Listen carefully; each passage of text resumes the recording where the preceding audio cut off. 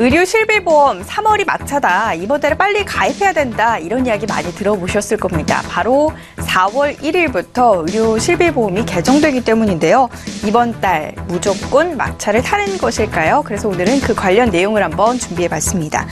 통계청 발표에 따르면요. 실손 의료보험 가입자 수 같은 경우는 현재 3천만 명 정도가 된다고 합니다. 다시 말해 전체 국민 4명 가운데 3명은 모두 실손 의료보험에 가입되어 있다. 이렇게 설명을 해볼 수가 있는 것이죠. 그동안 실비보험 같은 경우는 의료보험의 혜택을 받지 못하는 비급여 부분까지 보장을 해주면서 사람들에게 많은 인기를 얻었습니다.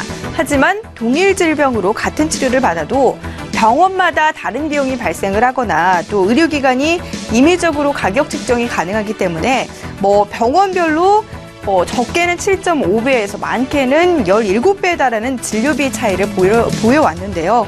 때문에 실손 의료비의 손해율은 날로 커져갔고요. 결국 치료 방식에 대해서 보험사에서는 조정하기로 했습니다. 자, 그렇다면 제2의 건강보험이라고 불리는 실손 의료보험, 과연 어떤 내용이 바뀌는 것일까요? 우선요, 보장 범위에 변화가 있습니다.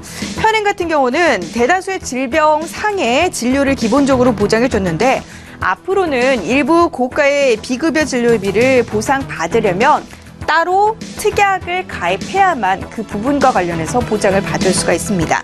또한 자기부담금이 상승하게 됩니다.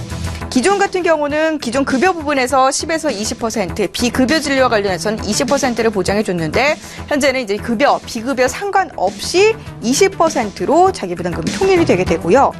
비급여 의료비에 대한 과잉 진료 그리고 과대청구료, 의료 실비 손해율 상승에 가장 큰 영향을 줬던 항목들도 전체적으로 개정이 됩니다. 먼저 도수, 체외 충격파 중식 치료와 관련된 내용입니다. 도수 치료라는 것이 특별히 기계를 사용하지 않고 도수 치료사가 손으로 통증 부위나 신경의 상태를 개선하는 치료 방법을 이야기를 하는데요. 체외 충격파 치료 같은 경우는 비수술 치료 방법의 또 하나로서 통증이 있는 부위를 충격파 치료를 통해서 해결하는 방법입니다.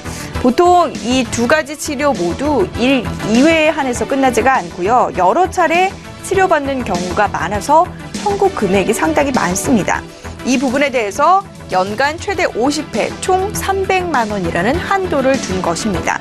그리고 비급여 주사제와 관련해서는 연간 최대 50회 총 250만 원 한도를 뒀고요. 특약사항 3, 비급여 MRI와 관련된 사항들도 조정을 했습니다. 횟수는 무제한이 돼 총 300만 원 한도에서만 이용할 수 있게끔 이 관련해서 특약을 설정을 했습니다. 이런 식으로 4월부터는 항목들을 특약화하면서 보험료 자체는 인하하게 되는데요. 이 밖에도 변경되는 의료 실비보험 제도, 2년간 보험금 청구를 하지 않으면 그 다음 연도에 10% 이상 보험료를 할인해주는 방안도 신설이 됐습니다.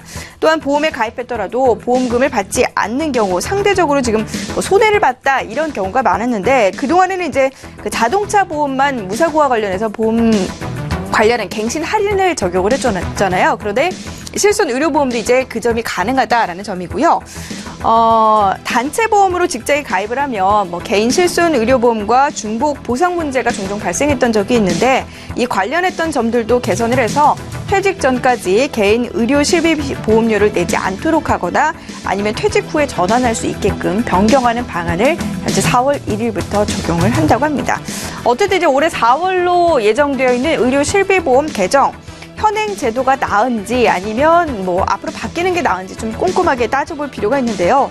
기본형 같은 경우는 그러니까 현행 제도 같은 경우는 그러니까 새로 바뀌는 제도 같은 경우는 보험료가 저렴해지는 그런 장점이 있습니다만 MRI 검사나 도수 치료 등을 받기 위해서는 따로 특약을 가입해야 되기 때문에 어떻게 따지자면 사실상 지금이나 큰 변화가 없다라고 생각을 해볼 수가 있습니다. 또한 자기 본인 부담금 같은 경우도 20에서 30%가량 늘어나게 돼요. 그렇기 때문에 그 관련 내용들을 좀 비교를 해보셔야 될 것 같고요. 결국 어떻게 생각하면 다음 달부터는 의료비가 늘어나는 셈이다 이렇게 생각할 수도 있는데 어쨌든 좀 여러 가지를 비교를 해봐야 될 것 같습니다. 나에게 맞는 방법이 무엇인지 좀 이번 달이 나은지 다음 달이 나은지를 따져서요. 이거는 이번 달이 낫다, 다음 달이 낫다 전문가가 이야기해 줄 수 있는 부분이 아니라요. 각자의 상황에 따라 다르기 때문에 나의 상황을 좀 비교를 해보시고 이번 달이 맞다면 빨리 3월 막차 승선에 나서셔야 될 것 같습니다. 지금까지 혁훈경제였습니다.